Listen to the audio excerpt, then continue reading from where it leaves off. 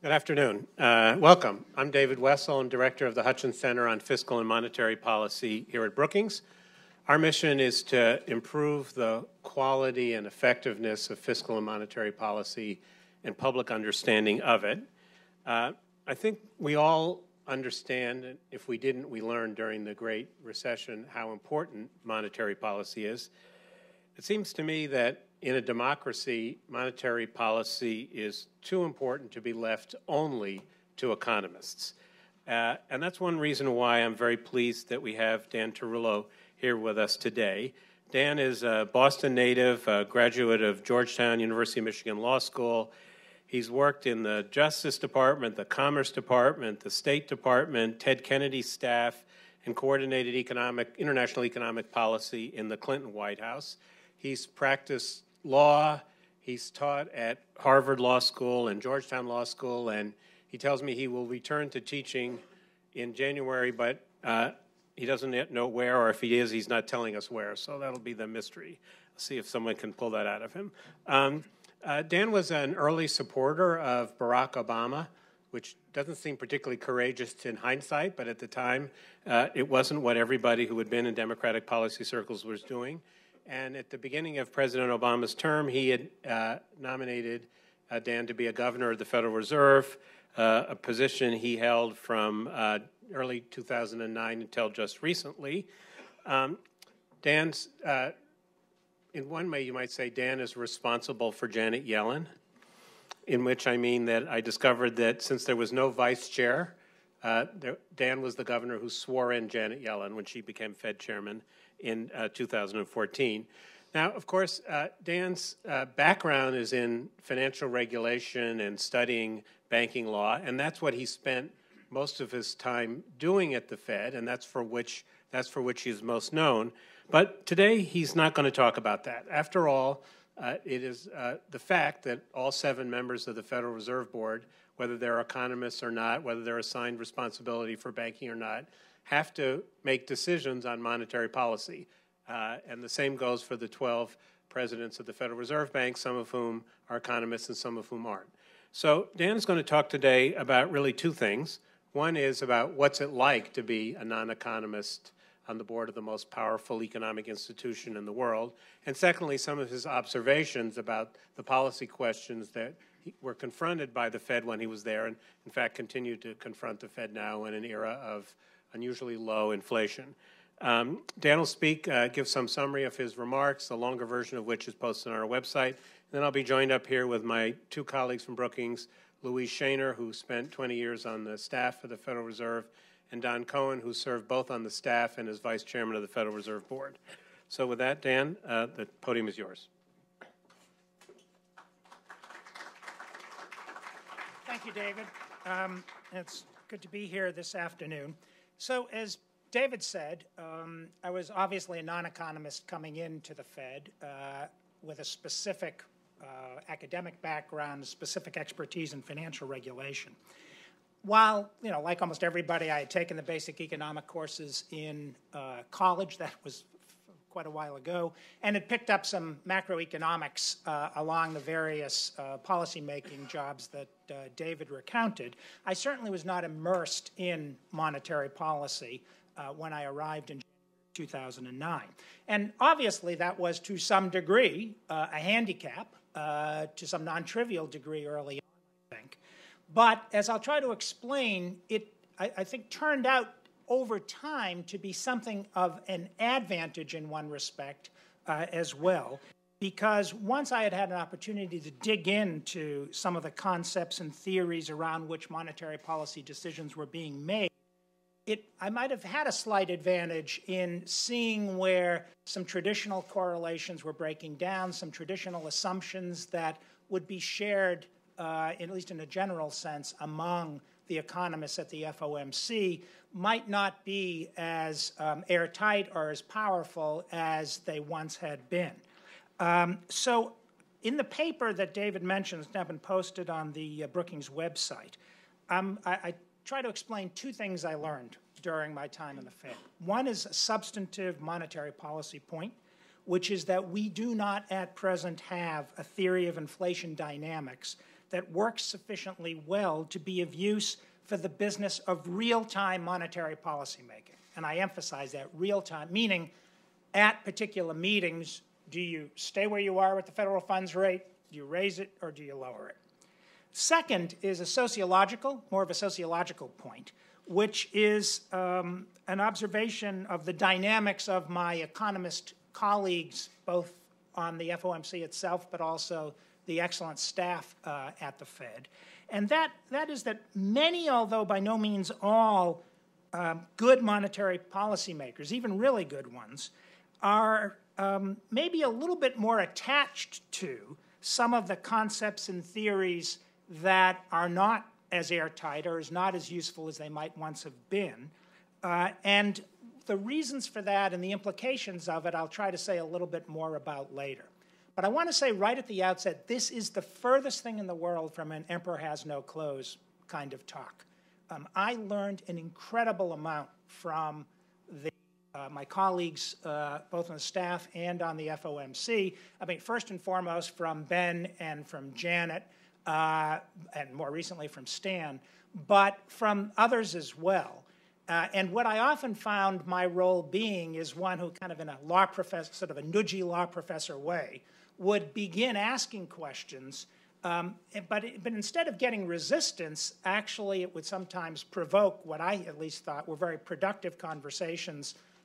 So it's not as if the economists were sort of closed ranks, but I do think the sociology of any group that has its own learning, its own traditions, is something we need to take account of when we are formulating the composition of any policymaking institution. I'm going to, substantively, I'm going to focus mostly on inflation expectations, because I think that has become a very important concept in thinking about inflation dynamics, one where I ended up having an awful lot of questions about its relative utility for real-time policy making. But I wanted to start off, and there's way more on this in the paper than I'm going to use in my oral remarks, but I'm going to start off talking about three of the variables that are projected in the summary of economic projections, which each participant in the FOMC does for every other meeting, 4 times a year. Now, I learned quickly after getting there that while the dual mandate in the Federal Reserve Act, which instructs the Fed to achieve price stability with maximum employment, refers to 2 things which are very much observable, employment and inflation. Most important considerations in monetary policy are unobservable. And when you stop and think about it, that's perfectly appropriate, because when you're making policy, particularly something like monetary policy that has a lag in its effectiveness, you need to be concerned not so much with where you are today, but where you're going to be several months or quarters from now. And thus, by definition, the board and the FOMC as a whole need to be looking forward. And of course, in order to look forward, people look for concepts that help them make those kinds of projections. Now, the 3 variables that I'm referring to are potential GDP growth, the natural rate of unemployment, and the neutral real rate of interest. Technically, those are not called for projections in the SEP. Technically, what the SEP asks for is the values to which GDP growth, unemployment, and the federal funds rate would converge in the longer run with appropriate monetary policy and no further shocks. But without getting into the details of it, workably speaking, those 3 concepts that I just identified are really quite similar to what's being asked for in the SEP. Now, the 4th variable that's asked for, the longer run variable, inflation, is not really a variable. The FOMC has adopted a 2% target. Everybody dutifully puts in 2% as the long-run variable for every SEP projection. So it's really, you can almost think of it as more of a constant or more of a independent variable, with the other 3 being relevant to policy making. Now, these three variables are not simply unobservable directly, as, for example, productivity or savings rates would be, but they're not data at all, right? They're concepts which can be translated into concrete values only through estimation and judgment. They're determined by fundamental forces that are at work in the economy, such as long-term fiscal situation, productivity, some of the other things which people have talked about as shaping the potential for the economy more generally. When I first got to the Fed, and the first time I was asked to do these, we didn't have the neutral rate of interest in 2009, but I was asked to do the others. I was a bit perplexed because I sort of wondered, this may be where you really need technical PhD-like training in order to make these kind of projections, because I, for the life of me, couldn't see my way through everything that was happening in the economy and that might be happening subsequently in order to project where unemployment, GDP growth would converge or would end up some years down the line. Well, it turned out that I wasn't the only one who had difficulty doing this. And indeed, if you look at the progression of those longer run projections by the FOMC from the 2009-10 period, you'll see exactly how much they've changed. The median longer run unemployment rate projected by the FOMC has dropped more than a percentage point from the 5.5% projected in late 2010. The median longer-term GDP growth rate has declined almost a percentage point from the 2.7% projected at the same time, a much more dramatic change in relative terms, by the way. And with R star, the median projection of the longer-run federal funds rate has come down from the traditional 4% of 5 years ago, which is basically 2% on inflation plus a 2% R star, the neutral rate on top of anticipated inflation, to about 2.75% today. So you can see there's been a lot of change, and at one level that's a very good thing. It shows that FOMC members have not gotten stubborn about their projections when reality has kind of undermined initial expectations. But one thing that I did observe or wonder about over time is how much impact the whole exercise and the assumptions that lay behind it might be having on decision-making. The concepts themselves, obviously, necessarily involve hypotheses about the relationships of economic variables to one another. Most importantly, for monetary policy purposes, the relationship of employment and output to inflation. These concepts are frequently explained or even assumed to define an upper bound to growth and a lower bound to unemployment, beyond which inflationary pressures are somewhere between likely and sure to take hold. So there's a kind of, you'll hear echoes of a Phillips curve relationship, right? A relationship between slack and inflation. But as everybody in monetary policy knows, the Phillips curve has had a much flatter slope for the last 20 years or so than it did when it was originally derived, first by Professor Phillips for Australia and then later adapted for the US. Now, this didn't matter particularly, I don't think.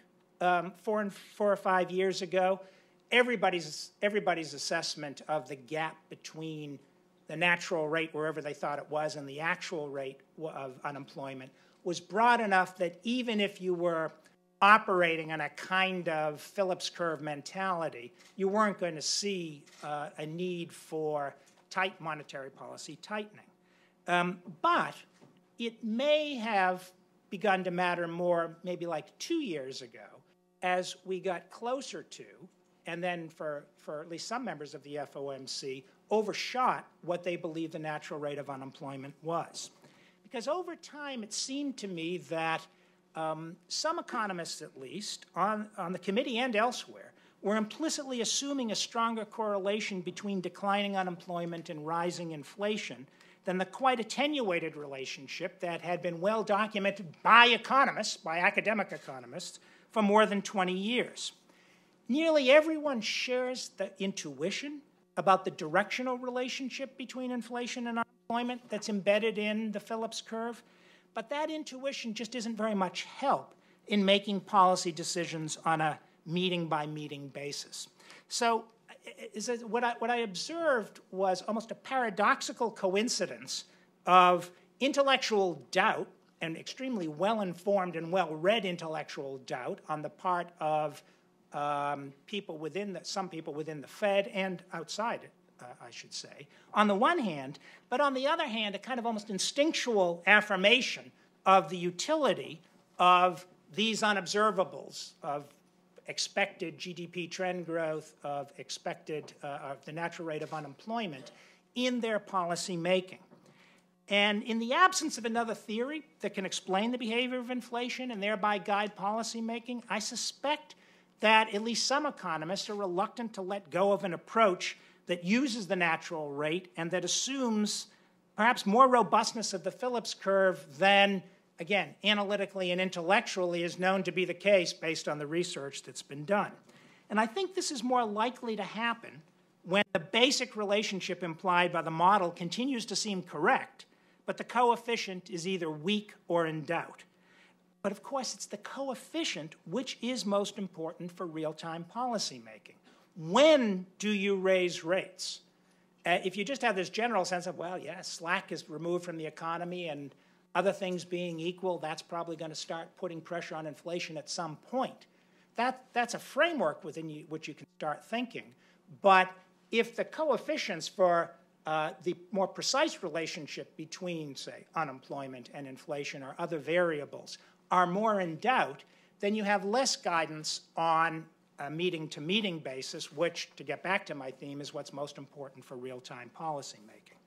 As Jim Stock, my go-to econometrician, and Mark Watson noted in an article they wrote in 2010, the history of the Phillips curve is one of inflation forecasting in which apparently stable relationships fall apart upon publication.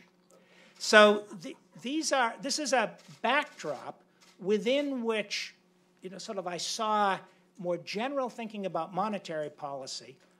It was almost as if the CEP kind of encouraged you to think in those terms. The people on the FOMC are too smart to just, in a kind of mechanical fashion, think in those terms. But I do think it had some impact, as I say, a couple of years ago on the expectations of some people as to when and where inflation might start to rise.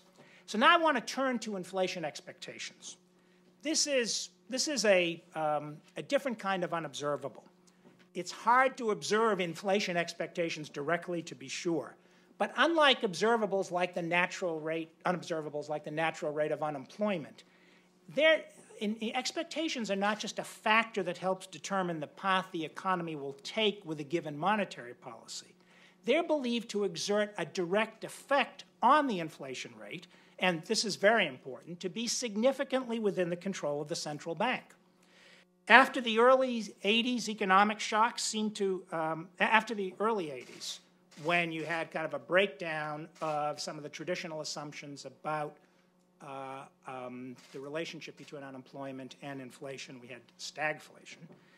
Economic shocks of all sorts seem to affect actual inflation less than before. And so the hypothesis that gained a lot of traction within monetary policy circles was that economic actors now believed inflation would be less volatile because of the action of the Fed and other central banks around the world in the late 70s and early 80s in taming inflation.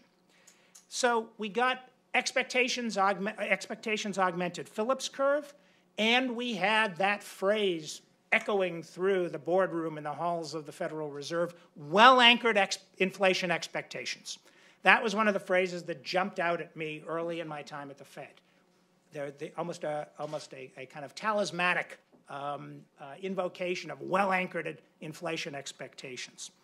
So this was my experience. There was I said, okay, I had some knowledge of inflation expectations, but it was clear to me that I didn't understand the potency that they were presumed to have in anchoring inflation. And so I dug in a good bit more.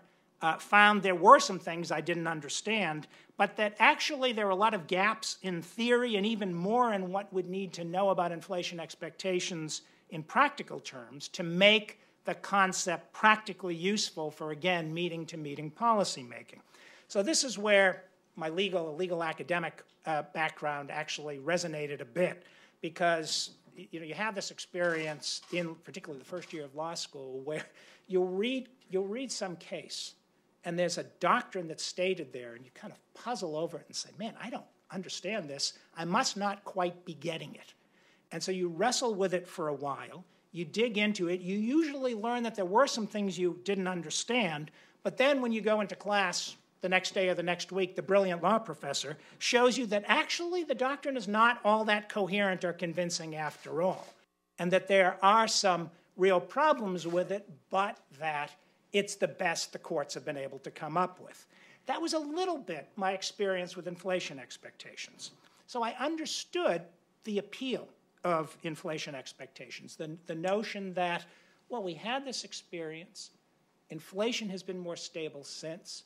It appears as though market actors, consumers, businesses, other economic forecasters are all more convinced that inflation expectations will be stable, and indeed it appears to have been the case that inflation was stable for quite some time. So that you can understand the appeal of the theory, but I found over time, and again, this is not news to monetary policy economists, and some of what I found was based on them explaining it to me when I asked them more questions. I think there are some fairly basic issues. First, how to measure inflation expectations. Measurement problems are pervasive in economic policy making, but I think they're more challenging when you do, for example, surveys in which people are asked to self-report expectations. Secondly, and this begins to become more important, what in concrete terms is the mechanism by which expectations, apart from the measurement issues, influence behavior in setting or accepting a price or wage or investment return? This is where I think a convincing account of how it actually happens it has been formulated. How is it that if we stipulate that consumers have a certain expectation about inflation, which is a bit of a heroic assumption maybe, but if we stipulate it, how does that translate into actual price or wage behavior? I think we can all agree that it surely should be a factor, but a factor or something influencing people is quite different from stipulating a pretty robust mechanism that helps keep inflation stable over time. This view was reinforced when I would have discussions with business people, and I'd basically ask them, so tell me about how you go about setting prices. And oftentimes, those discussions, since I was no longer in the antitrust division of the Justice Department, I think I probably got a fairly straightforward answer. And those discussions often, you wouldn't hear anything about inflation expectations. And indeed, I often realized that a lot of businesses were a little bit more backward-looking in setting prices. What costs had they already incurred that they needed to cover? And when they were forward-looking, they tended to articulate it in terms of what will the market bear. Now, again, you can tell a story as to how some sense of expectation about inflation does matter to people, but that's a lot different from a well-specified theory as to how expectations translate into behavior, which in turn translates into a particular level for inflation. Third, and in some sense most importantly, how and why do expectations change? How do they become unanchored? And how big a change is needed to affect inflation? Here again, there's lots of work that people have done to try to answer those questions, but I don't think or at least now, I don't think we're close to something that's like a consensus working notion of how those expectations changed. Remember, expectations, certainly consumer expectations and to some degree market-based expectations, have been at the low end of historical ranges for quite some time, which has caused some people to wonder whether actual inflation may be affecting expectations as much or more as the other way around. That is, instead of saying, well, people know you're going to get back, 2% is the place, and therefore we're kind of anchored around 2%. Instead, if inflation stays well below 2%, so the concern goes, then the expectations may actually begin to pull inflation down. Whether or not that's right, I think that's part of the debate that's going on right now. The key point, though, is there's not, I think, a reasonable working theory for how the expectations would change, even though there's lots of efforts to start developing one. So I was and I am uncomfortable with putting so much weight on a concept that is under-theorized and it's empirically really quite hard to pin down. And I should say, although that my concern has been manifested during a period in which I worry that, past period, when I was on the Fed, that inflation was persistently under the 2% target, you've got to have the symmetrical concern as well. If we were in an environment in which there were things going on in the economy which would reasonably lead one to believe that there might be significant upward pressures on inflation, I don't think one should have too much confidence that well-anchored inflation expectations would keep inflation around 2% instead of it overshooting. So after my time at the Fed, and actually well before that, my conclusion was that there's not really a well-elaborated and empirically grounded theory that explains contemporary inflation dynamics in a way that's useful to real-time policymaking. It's not so surprising, really. I mean, forecasting is notoriously difficult, with the difficulty increasing exponentially as one's forecasting horizon lengthens. And I think these difficulties are only compounded when the economy is changing in significant ways, even as one's trying to make policy. So what implications do I draw from my experience with the unobservables and with the absence of a working theory of inflation dynamics? I'll suggest three, one at some length, the other two very briefly. First, I think we need to be paying more attention to the observables. In recent times, this has meant, to me, placing greater emphasis on actual observed inflation, as well as a broad array of observable economic factors that may be determining inflation in this specific context. That doesn't mean you have to get to 2% before you do anything, but I think it does mean that one wants to see non-transitory movement in the direction of the target to a greater extent than if you were confident about the coefficient that represented the relationship, say, between slack and inflation. Now, I should make the point that I found it useful to have the results of several models as a point of reference in thinking about my own policy position. I mean, the virtues of modeling are very real. They force you to specify your assumptions. What are the causal relationships which you think are at work?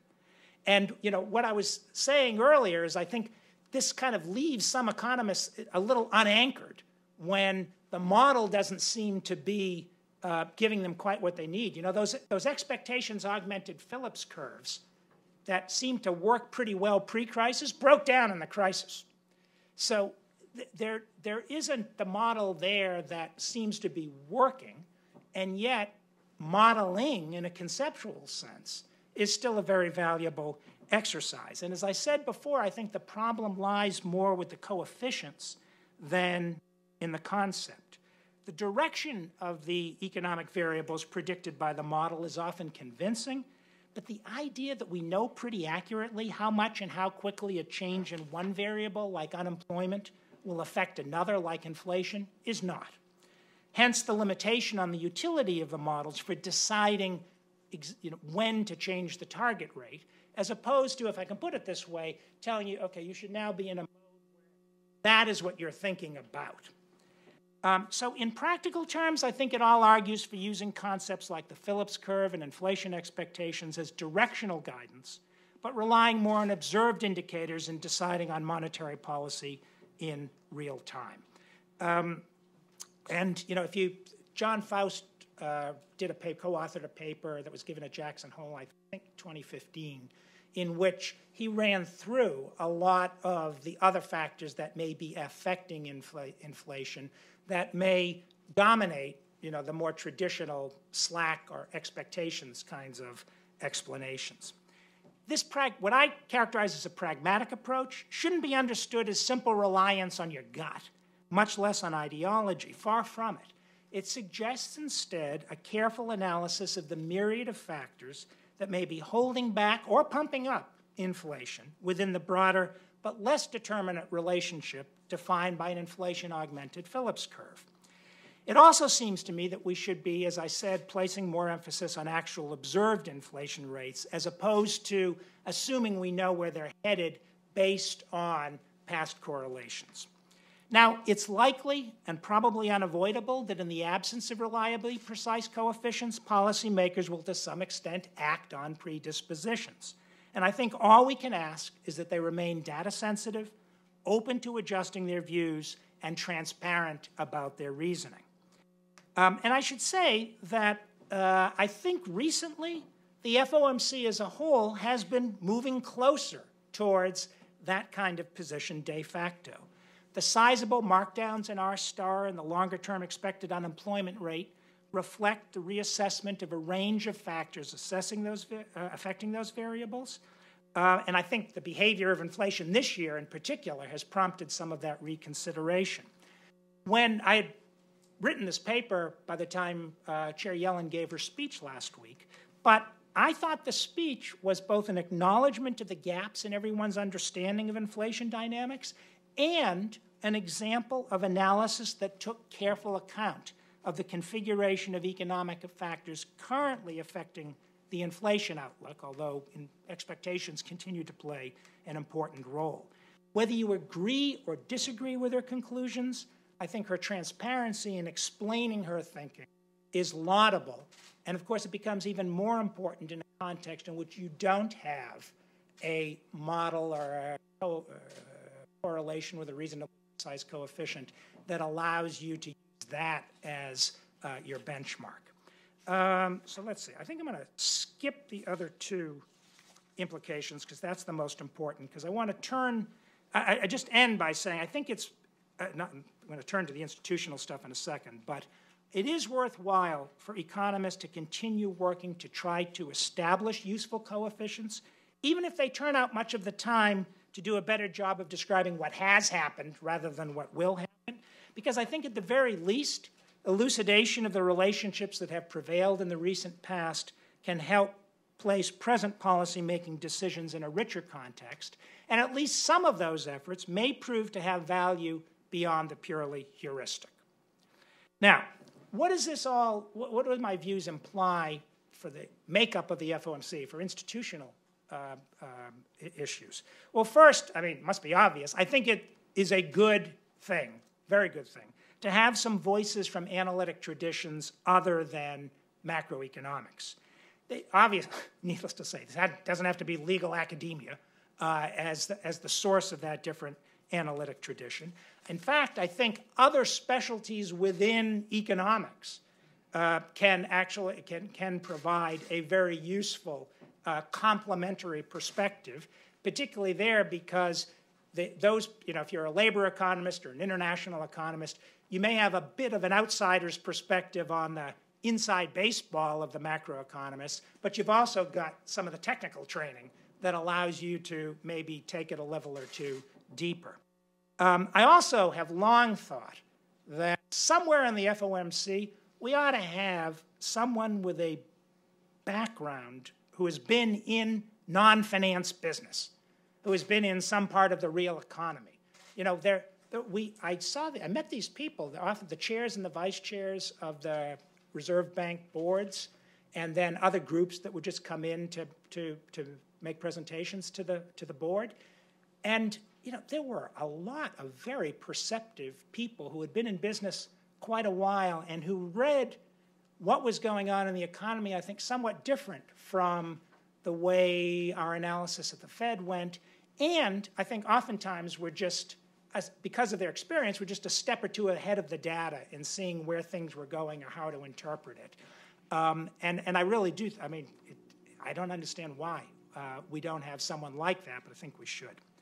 Having said that, the weight of the committee should remain, in my view, with those who have been long immersed in monetary policy, so long as the individuals in question are not enthralled to models. Now, why do I say that?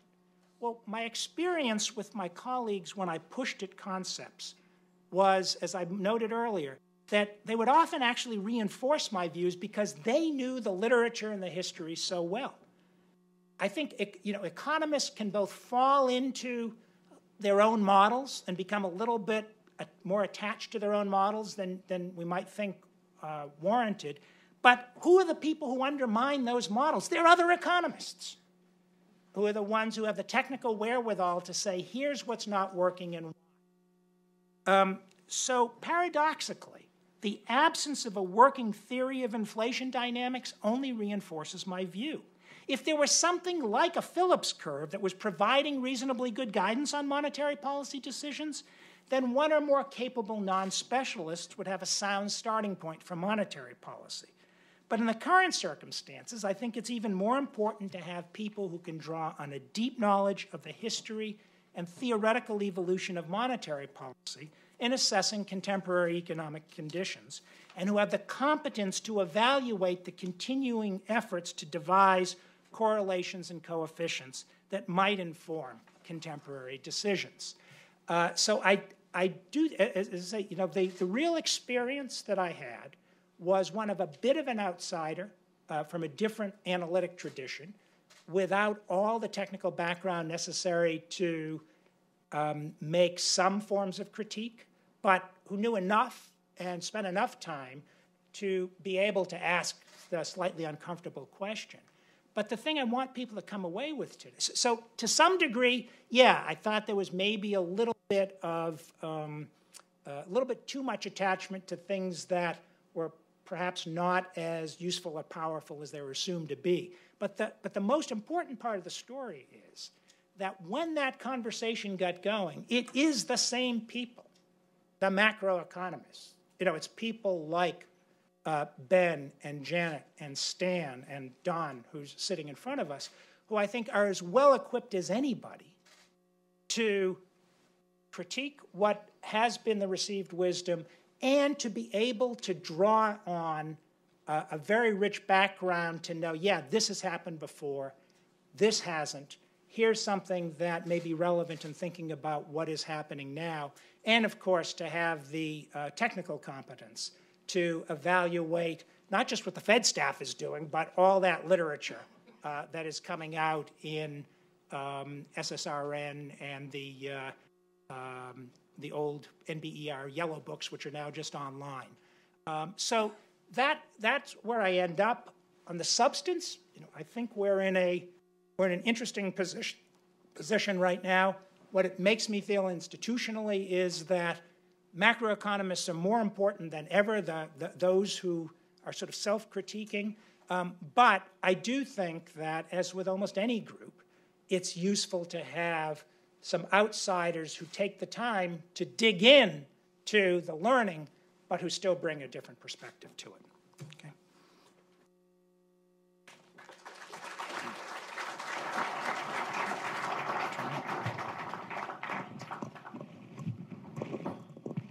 Thank you very much for that, Dan. And I just want to introduce Louise and Don a little bit more. Louise is the policy director of the Hutchins Center, of which I'm the director. And she spent 20 years at the Federal Reserve, much of that actually thinking about fiscal policy. But she's been involved in some of the staff forecasting for policymakers at the Fed. And Don joined the Fed staff in Kansas City in 1970 and worked his way up to vice chairman of the Federal Reserve Board, a 40-year career at the Federal Reserve. And because he wasn't done making monetary policy, we've lent him to the British, and he's helping to make financial stability policy in the UK. He's the Robert Roosa Chair or Fellow or something in economic studies here at Brookings. And I want to start, Louise, maybe I can start with you. So I think what I want to do is I want to divide this in two pieces. One is about the sociology of the Fed and the relationship between the economists and the policymakers, and then to turn to the substance of Dan's observations about inflation expectations. So do you recognize Dan's description of economists, of people who are very good at modeling and who sometimes hold on to a model longer than it is useful? Definitely. So I think, and as you were talking, I thought about something. So what models are a way of being extremely clear and logical about what you're saying. You can't just sort of put things together. A has to lead to B, has to lead to C. You have to say what you're assuming. So people who are economists, they chose being an economist because they're drawn to that. So we have this way of viewing the world that sort of, it makes intuitive sense to us. And it's true, we know that there are errors in everything. There are errors in the model, there are errors in the data, things are changing all the time, and we know that. But in the absence of something else to replace it, we're going to go to what seems logical. And I think that's why we may get drawn to our models. Also, we really care about internal consistency, right? And so sometimes we can have a beautiful model that's internally consistent but wrong. And it'll be easier for us to give it up, as you say, when someone can point to, you know what, here's the assumption that's wrong. Or and then it's easy for us to move on to a different view because, oh, that makes sense. I can understand that logically. But without that, yeah, I think that we go to our intuition, and our intuition is going to be similar to the models because that's the kind of people we are. And what's it like? What's the value of having non-economists to talk to if you're a Fed staff economist? So I think the thing that you didn't mention that from my perspective is the biggest value of having non-economists is that you have to be able to explain what you're talking about in plain English to someone who might say, well, wait, why does that work? How do business people set prices? And you have to say, oh yeah, like maybe I haven't had to do that in a long time. If I just talk to other economists, we just assume it, we get past it, of course inflation expectations matter, and I might say, you're right, like why is that? Oh, here's why, or here's where we're not sure. And I think having to explain, just like the way you learn a lot when you teach, having to answer to somebody, explain things, is really a helpful discipline. You might go back and say, you know what, why don't we rethink that? What do we know? Can we look at the literature again? Maybe we put a little bit too much weight on this. Those kinds of conversations do help you go back to basics a little bit. And I think constantly going back to basics is really important. Don, how about you? What do you think the role of the economist is in making monetary policy, and what's the role of the non-economist policymaker? So I agree broadly with what Louise said. I do think the word model needs to be interpreted in a broad way. You need to have, and I would go back to what Louise said about what's causing what, that's going to result in something in the future. Because when you're making monetary policy, you're doing something today that's going to have an effect in the future over several years potentially. So you need to have something in your mind about how, and to be able to explain it, as Louise says, about how what you're doing today is going to play out in the financial markets, in the economy, relative to those two objectives of the Federal Reserve, price stability and maximum employment. You need to be able to connect your actions to the objectives that Congress gave you. So you need a logical way of doing that. You can write down equations and fit them, and that's one piece of it. But I think most policymakers understand that there are very large errors in all those equations. They are updating their view of how the world works as new data come in. I think the thrust of perhaps what Dan is saying is they're not updating it fast enough. They're too attached to the old models. I don't know. I think my impression when I was there is that many people were pretty skeptical about the models and pretty ready to do the updating for new data. If I think about the behavior of the Federal Reserve over a couple decades, including the last few years, Think about the last couple years. In 2014 or 2015, 2016, the FOMC went into those years expecting to raise rates several times.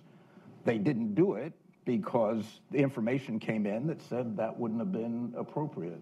So I think people are doing what you want them to do, and policy benefits from that. In terms of the non-economists, I do think there's a lot of value.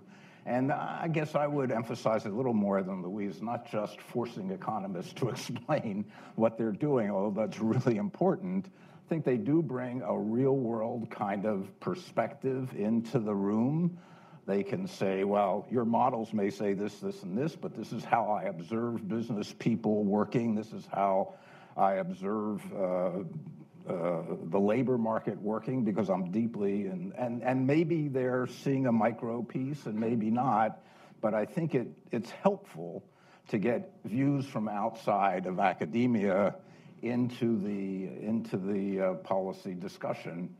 I think a good and can bring common sense. I think when I think of this, I think of Mike Kelly, who was a manufacturer, I think, in Houston, in Texas, and was appointed to the Federal Reserve Board by Reagan in 86 or 87, somewhere in there.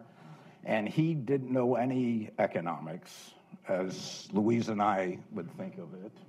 And I would say initially, and I told him this, his contributions to the committee weren't very helpful at all. But over time, he... I did. May he rest in peace. I told him after the fact. Right. You're a lot better than you used to be, Mike. Over time, he kind of saw the common sense of what we were trying to do. He was a very centered, practical person. He had a sense of what was going on out there in the economy. And I think over the years, people really listened to him when he gave presentations, not because he was going to comment on the flatness of the Phillips curve, but because he brought this perspective that wasn't otherwise in the room, as Dan said. So, Dan, when I listened to what you talked, I have a sense of one thing that you're saying that makes a lot of sense to me, which is that in any profession, there's a tendency to hold on to the received wisdom. I mean, Thomas Kuhn wrote a whole book about this, and it takes an awful lot of the model not fitting, or the theory not fitting the data, before the people who were trained in it are willing to give it up. And I suspect that's true of economists as well as it is of other scientists. And I think that you make a very strong point that I found as a non-economist that economists, when they're trying to explain something to you, they kind of start with the basics as sort of the received wisdom. And then when you press them a little bit, it turns out they actually have a lot more doubts about whether that works than they let on the first blush. And I suspect that's what happens when a new governor shows up at the Fed and they roll their eyes and say, oh, we got to teach another one some economics. But what I want to ask you about is, I'm trying to understand how you would do it differently than they do it. So you made the point that the Fed has to come up with some way to look into the future, because we know that it takes a while for monetary policy to have an effect, and the Fed has certain goals, price stability and maximum employment, and you said yourself, you can't wait to inflation to hit 2% before you tighten. So you have to have some way of getting a feel for what the future is going to look like so you can adjust policy accordingly. Some people think that Alan Greenspan just did it completely by feel. He had his own way of looking at the economy that I don't think he ever managed to explain to me, but it seemed to work pretty well for a while. The more traditional economists say, well, we have these relationships in the past, and that's kind of our first cut. And we should be careful if the world isn't evolving the way we expect to do something different. So I'm trying to understand, how would you do it differently than my caricature of how they do it? What is it that you would do differently? So I think it goes back to the models point in a way, David, which is, as Louise explained, the model is really intended to be a heuristic device rather than an answer producer. What I observed, and I think this is what you were alluding to, is a little bit of, I don't know if it's cognitive dissonance or some tension between the analytic and intellectual understanding that formally trained economists had of a particular model and the way in which their instincts for policymaking clicked in. So, as Don was speaking, I was thinking of the number of times I heard someone say, because I think we're near the natural rate, it's time to start raising rates. And yet, if you engage some of those same people in a extended conversation, and you would say, well, what about the fact that here's where inflation has been? What about the potential that there's actually more slack in the labor market than the unemployment rate reflects? What about the fact that some combination of the end of the commodity supercycle and technology and the like, not only will you get an acknowledgement of that stuff, but they would often have better sites than you did to support some of those arguments. But what I still observed was a bit of which we probably all do, a bit of a default instinct. And to put it in the model terms, I think, it's as if there are other forces which the model isn't taking into account. No one has yet created a new model that effectively incorporates those. And as economists often like to say, you need a model to beat a model. And so I think that there is sometimes more attachment to the model than I at least thought, and this is, as I say, particularly true a couple of years ago, than I would have thought optimal. Now, how do you do it differently? Well, as I said, I think, directionally, I think the models, even including the Phillips curve, are still valid. The problem is that there's a lot of other stuff going on, and I think that stuff is, at least it's arguable that it's more contextualized to a given point in time. So what I was trying to describe was a circumstance in which you have the models, the received wisdom and correlations are setting a framework for you in which you kind of know directionally where you're headed, but you also understand that in order to make specific decisions, you have to be a little less driven by the model and a little bit more sort of inductive rather than deductive. And that's why I say looking at observable things, whether in Alan Greenspan's case it was his correct intuition that the reported productivity numbers were not accurate, or whether it is, as we were doing a few years ago, the sense that there was more slack in the economy than might have been suggested, or whether there are just medium to longer term forces affecting inflation in a different way. To me, it is, I don't want to say it's more like a common law exercise because that sounds very lawyerly, but it is an acknowledgement that you're making decisions in an environment in which there are a lot of factors affecting the variable you care most about, and that at present at least we don't have a model that seems to take adequate account of those other factors, in part because we haven't really pinned down which are the most important. So to me, it is more of a saying, okay, here we are here directionally, but now we have to talk carefully about what other forces may be out there pushing faster in the basic direction the model says we're going, or maybe retarding movement in that direction. And that's why I thought Janet, I think if you read Janet's speech last week, that is very much what I thought she was doing. Louise? Oh, I don't.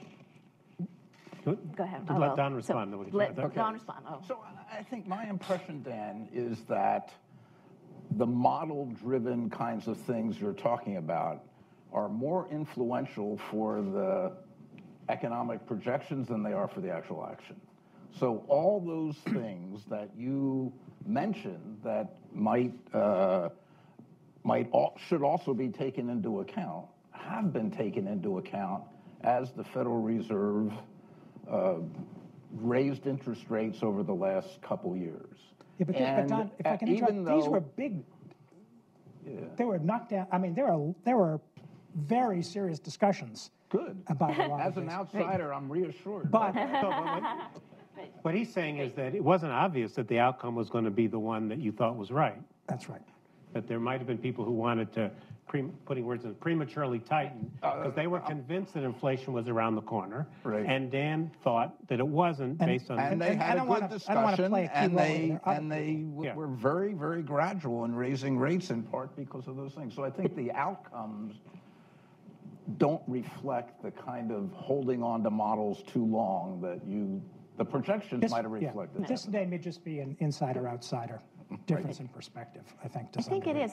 So I want to say sort of two things. One is, I think you're right, and the reason there were some people who are holding on to this idea so long is that, one of the things that's sort of frustrating about economics is there are no good experiments, right? We can't run control experiments, and in macro in particular, there's no good natural experiments.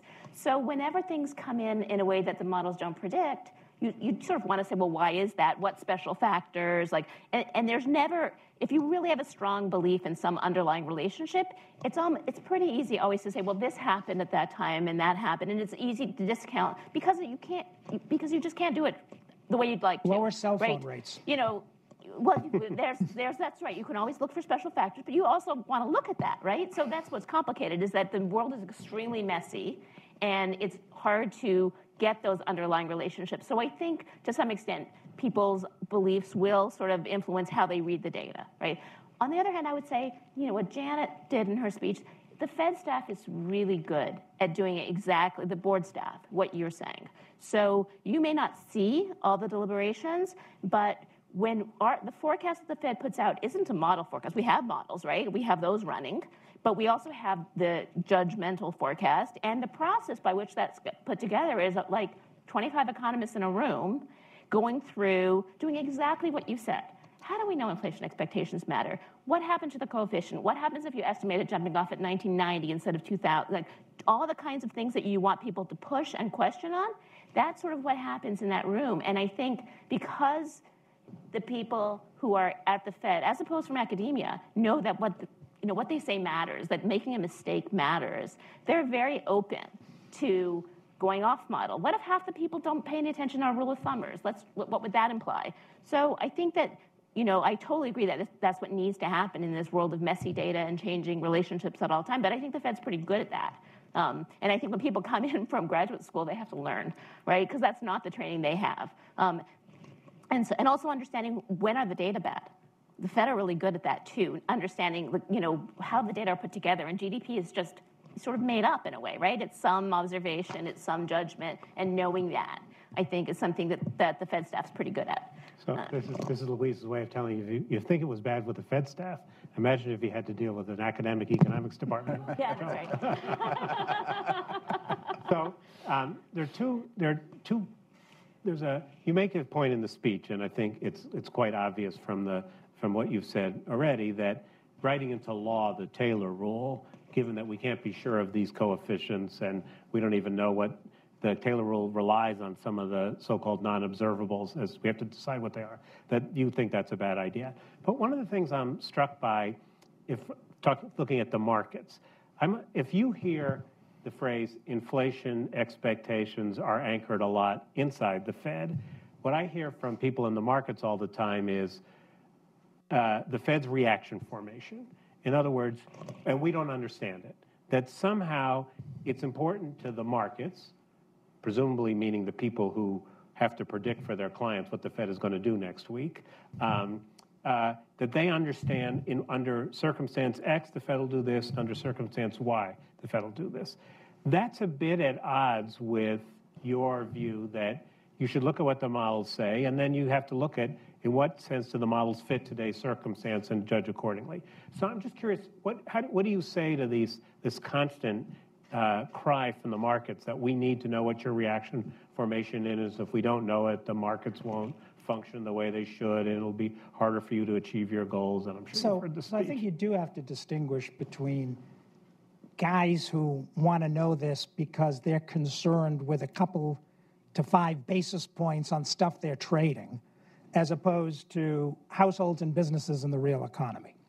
The former I'm less concerned with than the latter. And, that kind of gets back to the question of inflation expectations and how much it really matters. There's a really nice paper that came out of the Fed staff not long ago that questioned whether consumers have any idea what they're talking about when they say what their inflation expectations are. So it's not at all clear that the kind of precise reaction function that some people would like is really fundamental to good monetary policy making. Now, having said that, and point one. Point two, David, you don't want to fall into a circumstance in which you are articulating a reaction function that has a kind of false precision, and then, as happened a couple of years ago, stuff happens and you say, whoops, guess we're not going to be able to stick to that one, because that's when the credibility of the Fed actually does take a hit. And sorry, guys, but I do think that what was going on a couple of years ago was people were a little too wedded to their models, and then reality intruded, but it was a reality that was predictable at the time. But anyway, we're not going to belabor that discussion. So what I think, when you talk about reaction function, the Fed needs to explain as clearly as it can its assessment of what is affecting the economy, and thus, yes, what might make it change its monetary policy in the near to medium term. But and that's what I think Janet's speech last week was doing, and she's had prior speeches that have done much the same. If people are frustrated because they say, well, we don't know exactly, if unemployment goes down to 4.14%, does that mean it's going to be, you're not going to be able to give that kind of answer. And we wouldn't want people locking themselves into something like that. Okay, so let's turn to inflation expectations. So do you think inflation expectations are important to making monetary policy? Do you think that there's too much religion about them, the way that Dan implied? I'm putting words in his mouth, or not? So I think they're very important. We saw in the 1970s what happens when they become unanchored. We've seen in Japan in the 90s and 2000s and 2010s what happens when they become anchored at a very low level. It's hard to change people's expectations, and that has an influence on wage and price setting, even if we're not clear exactly how that influence goes. So I think it's quite important. I think there are lots of things we don't understand. So I agree with Dan that, and Janet herself raised this point a couple years ago when she highlighted things for research, that inflation expectations, their formation, how they get, and I did myself actually in a speech in 2004, 2005, somewhere in there, to a bunch of economists, said, here's some things we need to look at. And there are many of the same things Dan said. How are they formed? Can we measure them better? We have some, at least we have some measurements there. It's not as if we don't know anything. But how can we measure them better? How are they formed? And then how does that formation feed through to wage and price behavior? So I think there's a lot we need to understand better, but I do think it's very important. I thought that one of the arguments that people who believe inflation expectations are important make is that once upon a time it looked like inflation looked a lot next year and the year after like it did the year before, and that over time, but correct me if I'm wrong, inflation is less predicted by what's happened, and that the explanation of that is that people have begun to accept that if inflation goes up a little bit or goes down a little bit, that the Fed will bring it back on course. Right. Is that too much of a caricature? No, I think that's right. I do think Dan points to an important aspect of this expectations formation, that is how much is dependent on past behavior of inflation and how much do people take from what the central bank does and says. So I think in the FOMC, there were some people who I thought were emphasizing the latter point too much, particularly as we went into Those The latter point too much being they. People are going to misinterpret what we're doing. So as we went into the quantitative easing periods, there were people on the FOMC who said, people will see what we're doing and they'll expect inflation to be much higher and we'll lose that anchor. And it didn't happen. So I think people do smooth through past inflation and project that into the future. They take their cue a little bit from the central bank, but mainly, I think, primarily from what the central bank is able to do to inflation. So the effect of the central bank on inflation is to keep it moving towards its target.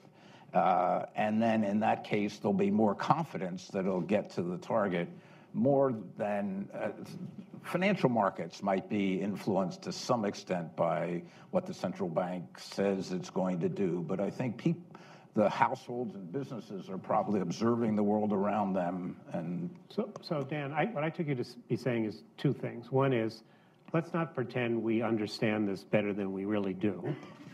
And secondly, in some cases, this becomes the all-purpose explanation and excuse for doing what you want to do. We can't do this because of non-anchor expectations.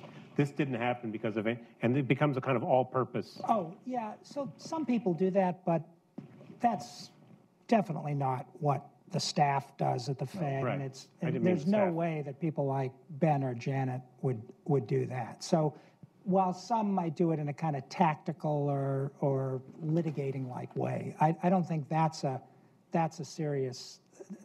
actually not a serious issue. I think it's more, as I said, the weight that is placed on a concept, and it makes me nervous that we've got a concept that we haven't articulated and verified to the point where you can say, okay, we've gone through a couple of cycles where we can see what the changes were, we can see why those changes occurred and what impact they had. We might, 10 years from now, our successors may be sitting here saying, well, we've now got that. But I don't think we're there now. So it doesn't mean ignore them. It means, I think, not placing, and when I get nervous is when I heard, people say, well, we don't have to worry too much that inflation has been running below target for this length of time, and that the model only shows us, getting up to 1.75% or something, because expectations will pull it up the rest of the way. That's the sort of thing that concerns me. So again, it's not directionally, it's not that it's a force, it's the weight of the thing. And remember, the expectations augmented Phillips curve didn't really predict particularly well what was going to happen in 2009 and 10. And even today, when, how do you explain that? Some people basically say, well, boy, expectations were really well anchored. Even with all of this, people, well, maybe, but how do we know? And there are alternative hypotheses. Nominal wage rigidity is one. A big gap between what was going on with the long-term unemployed and the short-term unemployed. There are these alternative ideas which you could also spin out and suggest. So that's why I don't want to put too much weight on it. It's not like I'm saying, gee, there's nothing to it. Right. So another shorthand way of saying what you're saying is, I think what you're saying, correct me if I'm wrong, the Fed has made pretty good decisions over the last several years. Yeah. If there's too much emphasis on these things that you don't think work very well in the future, it's not guaranteed that we will always make good decisions unless we have the appropriate weight on what we see out there and what the models are. Yeah. I mean, This is kind of, a lot of this is sort of a tribute to Janet, right? With the kind of intellectual and institutional leadership that she's brought. Now that you mention it, my last question before we turn. So I read your remarks as suggesting that you think that having an economist as Fed chairman is a good idea. Well, no, I think, someone, so as I think about Fed chair in, today, 2017, as opposed to 1997 and 1957, I mean, I think there are three kinds of characteristics that one wants to think about. The first, this is obvious, is a sort of intellectual and analytic background that allows one to make decisions in a period in which I don't think there are, lots of clear guideposts. As I said in my remarks, if you had if you had some correlation that was working really well, then, you're not going to be strictly mechanical about it, but that, you could kind of take it and give it to somebody, and if they were a sensible person, they'd probably make it work reasonably well.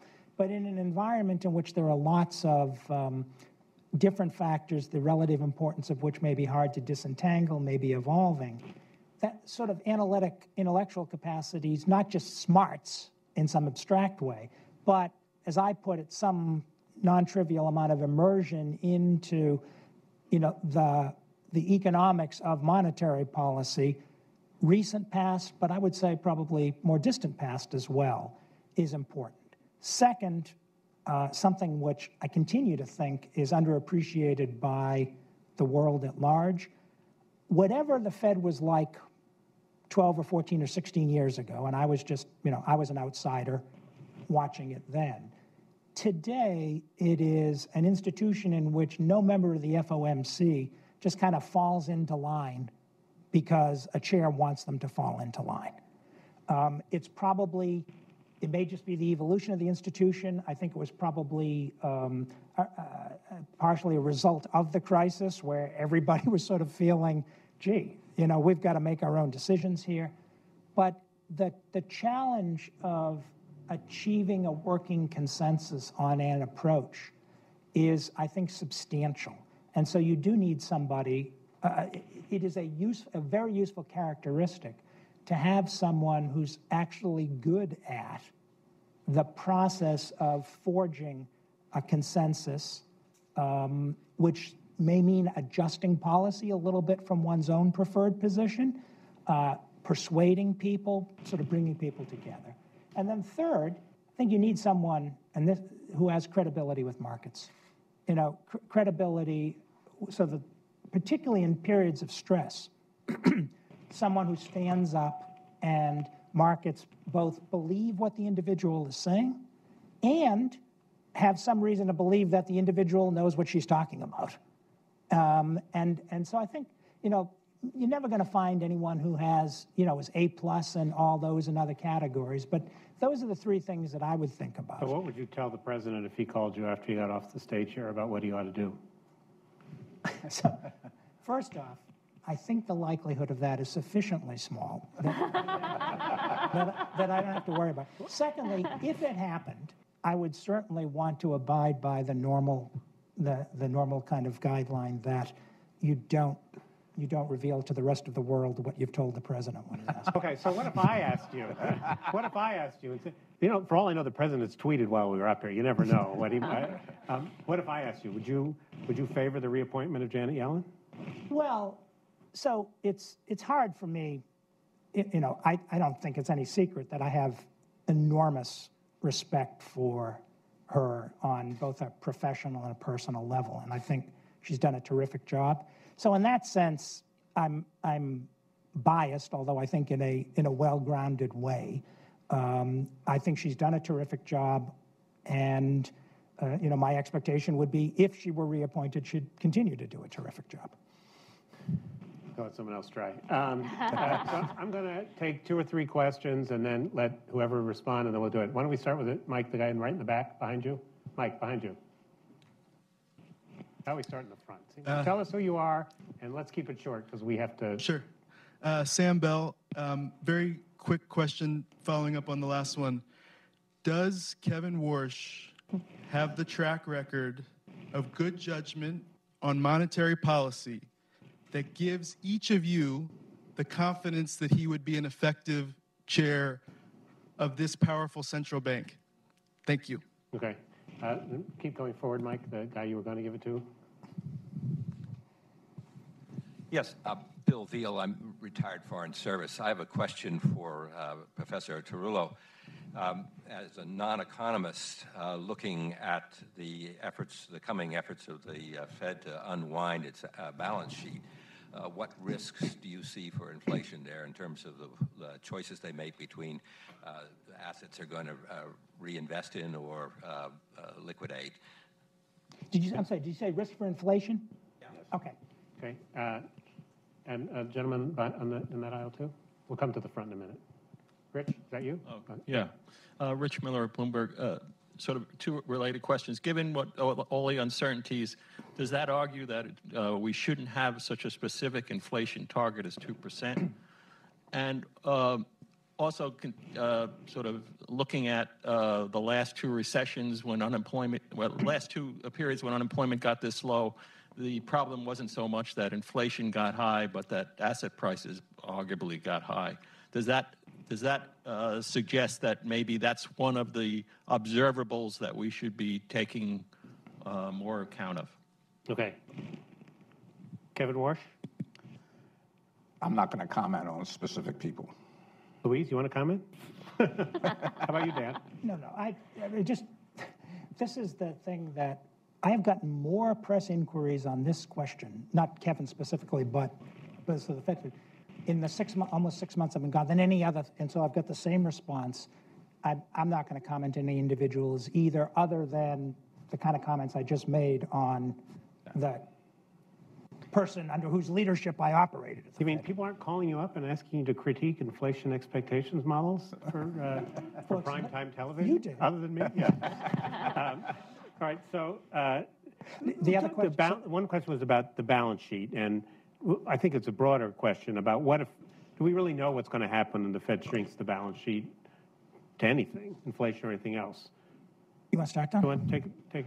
Well, I think we have some notion of the direction of travel here, and I think having the Fed, so other things equal, as we economists like to say, it might put a little bit of upward pressure on interest rates as term premium rise, but I think we've had a nice demonstration over the last several months that a well-advertised, well-anticipated, very gradual wind down in the balance sheet isn't going to have much effect. So if it doesn't have much effect on financial markets, small effects, or drowned out by other things that are going on, it's probably not going to have a huge effect on inflation. You look dubious. Well, not dubious, but I think there's a chance. There's at least some risk that there is a little bit more, there's more impact on financial markets than currently anticipated. Not simply because of what the Fed does, because I agree with Don. I mean, this has been, talk about something that was carefully formulated and telegraphed, although we don't know the end point yet. Right. But there are other central banks in the world as well. And I think that one wouldn't want to be too assured that once everybody is kind of moving in the same direction, that there may not be some discontinuities in markets. You know, we've never done this before. Right. Just like, you know, there was a playbook to get in. There wasn't so much of the playbook to get out has been written over the last few years, basically. And it was written, you know, each central bank has kind of written it for themselves. So I think, you know, we're going to have to kind of, we will have to watch it, but you might say, what's the alternative for the central banks other than to do what they've tried to do? And I think that communication and the gradual exit are both sensible things. Okay, asset prices and the wisdom of a 2% inflation target. Anybody want to draw that straw? Well, I'll say, I mean, having a target, I do think this is one of the things the macroeconomists convinced me of. Having the target stated is a useful thing. I at the time wanted more emphasis on our aims for unemployment, even if you couldn't have a quantitative target, and make sure that these are symmetrical aims. Whether it's, you know, there is a debate as to whether 2% is the right number. And I think in a world in which you believe R star may be pretty low, and thus the amount of space that you have to reduce rates in the case of a recession is more limited, then that intellectual question as to whether 2% is the right number is probably going to be alive for a while. There are obviously a lot of problems with trying to go above 2%, transitional and otherwise. So having the target, yes. What the target should be probably is going to remain 2%. But if it remains 2%, there's got to be another answer to what do we do when a recession hits? Because in In a moderate to severe recession, historically, we reduce rates by 400 to 500 basis points. There ain't 400 to 500 basis points of room there. Right. And the asset price part of that, so, my preference would be not to use monetary policy, but to keep regulatory, supervisory policy, financial stability, oversight of the markets very attuned to any risks that might be out there. And it's clear that the Federal Reserve, as well as the other agencies, are doing that. This is now the FOMC gets regular updates on risks to financial stability. This is reflected in the minutes of their meeting. I guess the question, and they've taken, all the regulators, led by the Federal Reserve, have taken tremendous steps to, and led by Dan Tarullo in particular, to make the financial system itself, particularly the banking system, the holding companies that now include the major investment banks, much more robust to an unexpected change in asset prices tested by the stress test. So that particular amplification mechanism of an unexpected decline in asset prices, I think, has been at least damped, and the system is much more resilient. But outside the banking system, I think, is the issue. What's going on there? And the U.S. authorities don't have that many tools to deal with, let's say, the housing market. If some of the mortgages are outside the banking system, I wish there were more financial stability tools in the U.S. to take pressure off of monetary policy if something should be seen to occur. But I would try the other things first, and I would prefer a much better toolkit to deal with these before I turn to monetary policy. Did we miss one question? No, I think we hit them all. That was Anyone here? And there's a woman there. Mike, why don't you come down and give that? Yeah. Yeah, my name is Jim Vitarello. I'm a housing specialist at GAO. I'm kind of surprised that you all didn't talk about the very complex and controversial relationship between fiscal and monetary policy, particularly the time when you came on, the Obama administration. There was a lot of controversy between economists, what impact all this spending was going to have, the impact that Bernanke's, bond purchase and all that's going to have. Conservative economists kept saying, oh, inflation is going to go skyrocketing high. Paul Krugman wrote an op-ed article saying, forget about it, that's not going to happen. I'm going to talk about that because I don't think the economists are all that monolithic on these kind of issues, are they? Right. Ma'am? Thank you. I was happy to hear you bring up Kuhn and Can you tell us who you are, please? Yeah, I'm Bettina Daniel. I'm a novelist. And the inevitability of paradigm shift. And I was wondering what factors that you all look at might be causing the most model fatigue in those conversations where, economist to economist, you're really kicking the tires on the robustness of your model. And the particular factor that I'm thinking about is the disappearance of low and medium skilled jobs in a place where obviously full employment is supposed to be the name of the game. You have one more? Roberto here. Yeah, thank you. Roberto Perli, Cronus and Macro. It's interesting that the topic of bank regulation came up just at the end of this discussion, right? But obviously you, Governor, made a lot of contributions there. So how worried are you about the durability of your efforts, given the prospects for potential nominations here? Right. It was by design that we've had a lot of conversations about bank regulation. It wasn't that we don't think they're important. We just wanted to do something novel. All right. Do you want to start with that one, Dan? How durable do you think the regulations you helped write and the practice? Well, we'll see. I mean, we'll see. A few things to say. One is I think that there's a lot that can be done in terms of rationalizing, making more efficient the broad range of regulations that were put in place since 2009, really, even before Dodd-Frank was passed. And, I tried to suggest some of those when I was on my way out the door of the Fed. Where I would become concerned would be if the regulations, particularly the capital and liquidity regulations, applicable to the very largest institutions, the most systemically important institutions were to be diluted. I mean, this kind of gets back to a point Don was making in the financial system. If you know that the backbone of the financial system is relatively secure, relatively resilient, then you can probably sustain some hits from what's going on outside that system. Won't be optimal, but you can sustain some hits. But if we are faced with the prospect of one or more of those institutions experiencing serious funding or capital or, which was probably a byproduct of the two, market credibility issues, that still puts the whole financial system at risk. And, we can't, even though I think Fed staff have done a fabulous job, really a fabulous job at the evolving stress test, the supervisory model for the stress test, refining it every year, getting some of the bugs out of the system and all the rest.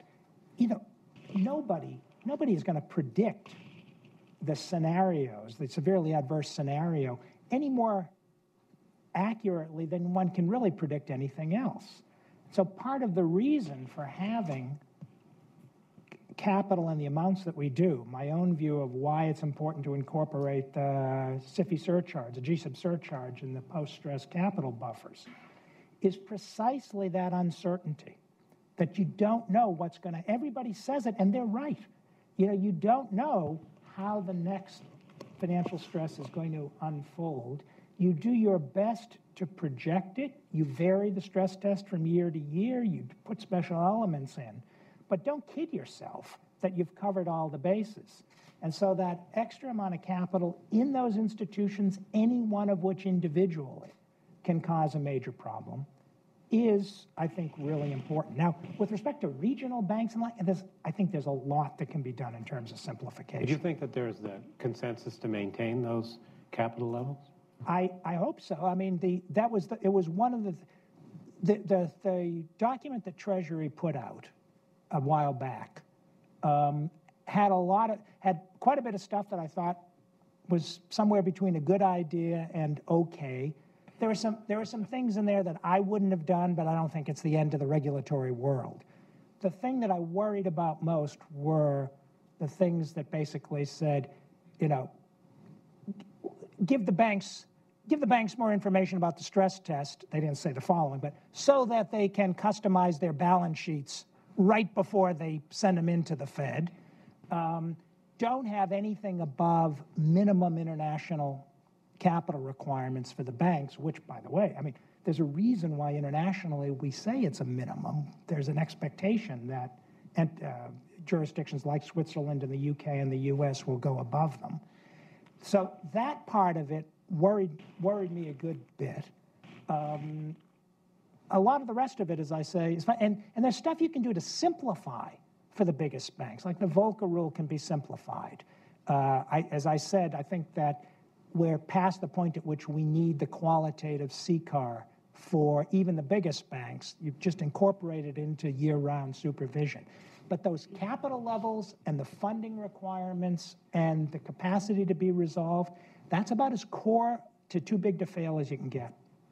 Louise, if you had to pick a couple of things that you wish the economists understood better, the novelist question about where our models are maybe showing a bit of where, what would you put on the list?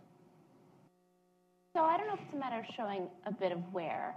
I think, we had this movement to try to understand macro from the micro foundations. And I think that's kind of what you were talking about, inflation expectations and not understanding the mechanism. There's this tension in economics, which is that a lot of the macro relationships, we don't actually quite understand how they work, right? And so I think, we all would like to get there, because then we could tell you, this is how it's going to work. These businesses do this, and then this happens, and this happens. And in macro, you sort of can't do that. And I think the efforts to do that have been rightly criticized because it's too complicated and they don't work very well.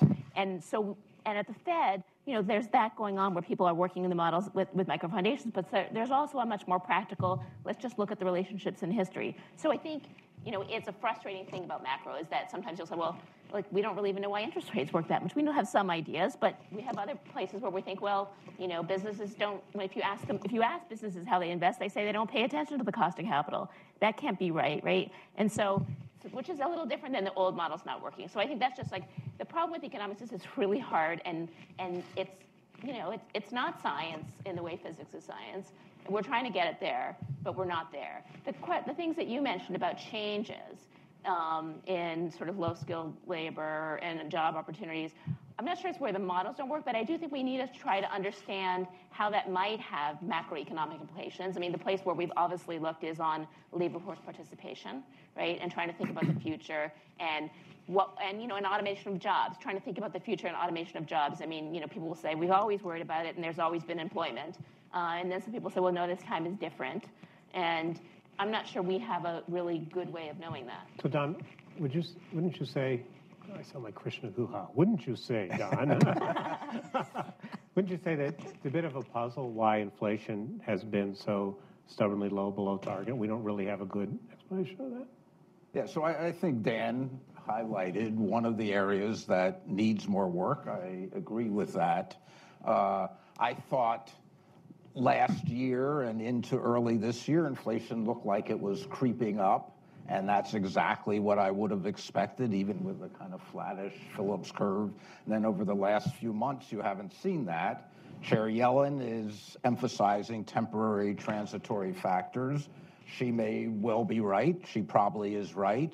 But I think it does argue for a bit of a cautious attitude towards what's happening in the future. And this is very consistent with Dan's point. I would say the other, to add on to what Louise said, I think another thing that's come out of the crisis in terms of where to work on the models is the intersection of the financial markets and the macroeconomy. So most of these models going into the crisis had at best rudimentary financial markets on them. The Federal Reserve changed interest rates. That was transmitted to stock prices and exchange rates and other longer-term interest rates. And none of these models produced a crisis, and the very complex and difficult feedback mechanisms. I think that's an area that really needs more work. There are a lot of economists are working very hard on that. There are new models trying to incorporate these things, but it's one of the weaknesses. Okay, Dan, last word. You can answer any question that has been asked or any that you wish you were asked. No, I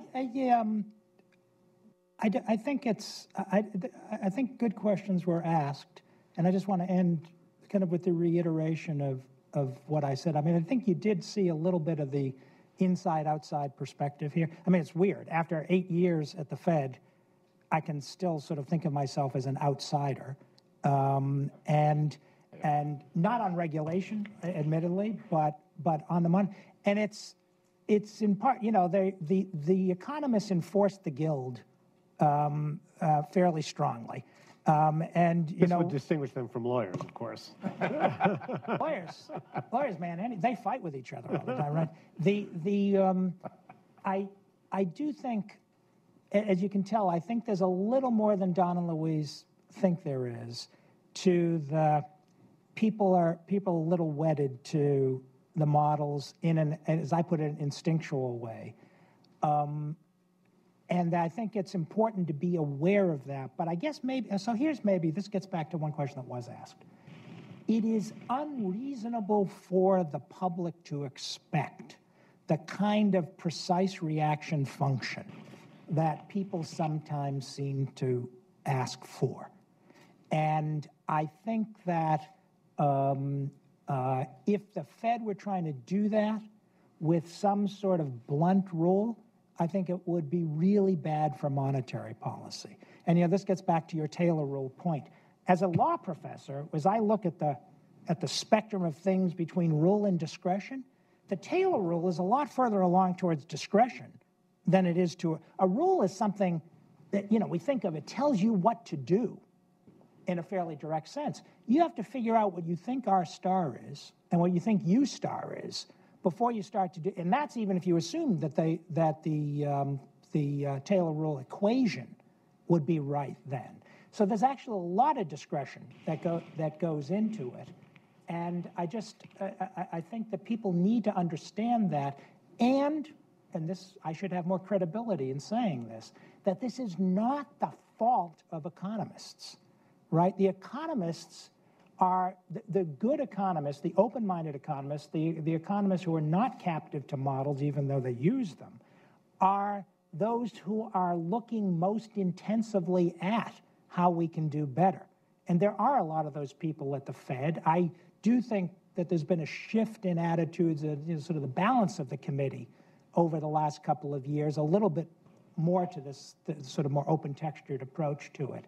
But this is not, you don't want to change the Shakespeare throwaway line about let's kill all the lawyers to let's kill all the economists. As I said earlier, they get too attached to the models, but they are the very ones who end up undermining and revising them. So thank you. I'm sorry we have to stop now. I have one favor. We have another event in here in a couple of hours, so it'd be really useful if you took the papers and cups at your feet. And please join me in thanking Dan, Louise, and Don for their time.